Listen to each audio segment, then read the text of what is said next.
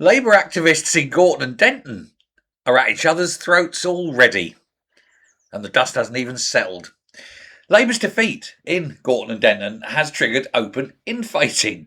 Activists in the area are accusing the party of not being willing to change. What was once a safe 13,000 majority seat is now in Green hands, and they don't know how to get it back. The by-election was triggered after the former MP, Andrew Gwynn, stepped down following the Trigger Me Timbers WhatsApp scandal, inappropriate jokes and things like that. Messages in the group were allegedly racist, homophobic, anti-Semitic, general sort of level of low-level hate you get generally in the Labour Party.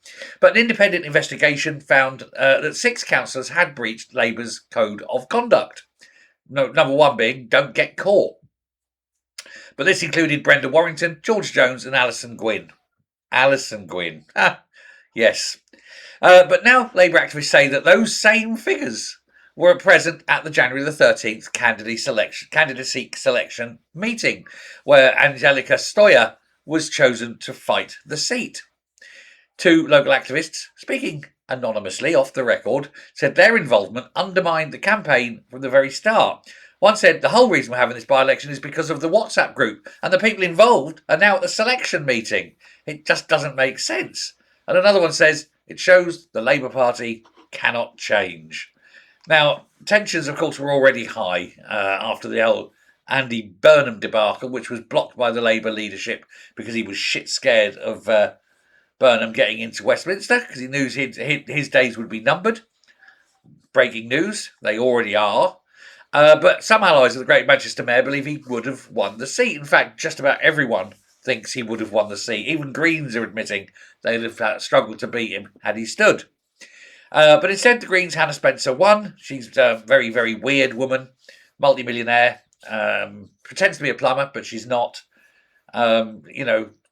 Supposedly believes in green values, but does like her long-haul flights, Anyway, at the time of the selection meeting, some councillors linked to the Shiver Me Timbers group were under investigation.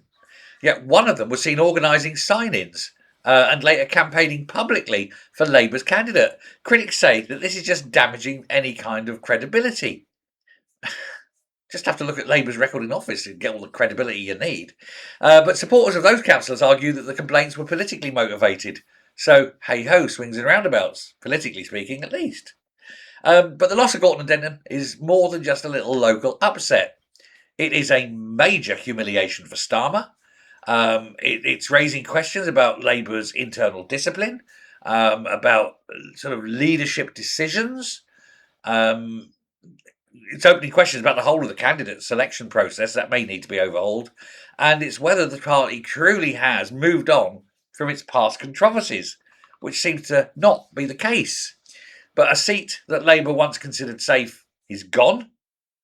And now the party faces not just electoral defeat, but accusation from within that it failed to learn its own lessons. And it's possibly looking at existential defeat. Loses too badly, it may just cease to exist. Can dream, can't we? Thanks a lot. Thanks very much. Bye. Do hit subscribe.